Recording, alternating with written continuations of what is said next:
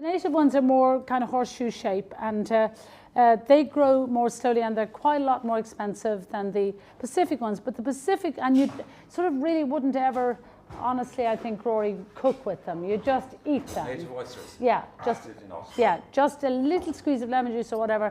Just a hard, I know some people like to put, you know, Tabasco sauce, something with it, but basically they're so wonderful. Just enjoy them as they are. But the Pacifics you can cook as well, and you can add all sorts of lovely extra things to them. So now when you're opening oysters, and you may say, well, I don't have an oyster knife. Why would I buy an oyster knife? But I'll tell you what, if you get a present of some oysters, or you want to have oysters, you know, there's no point in getting, I've seen people with screwdrivers and vice grips and all sorts of things. You need an oyster knife, okay?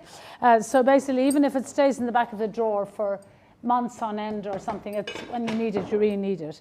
Now, so also you need to exert quite a bit of pressure.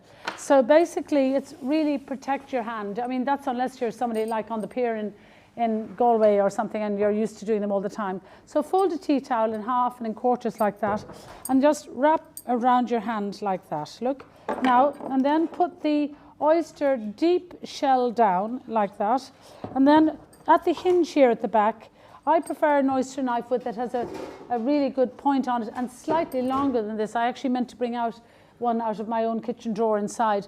The one that Tiffany is doing a great job with, one that's more rounded on top. I find that quite difficult to use. Anyway, so then put the knife in, just insert the knife, and you can see that I'm putting quite a bit of pressure. Insert it at the hinge at the back, and then you kind of twist it around. This one's really stubborn. Now there we are. Twist, get it in, insert it, and then kind of twist like that. And then you just break the hinge, and then slide the knife underneath to get the oyster off the top shell. God, this one's really, there we go.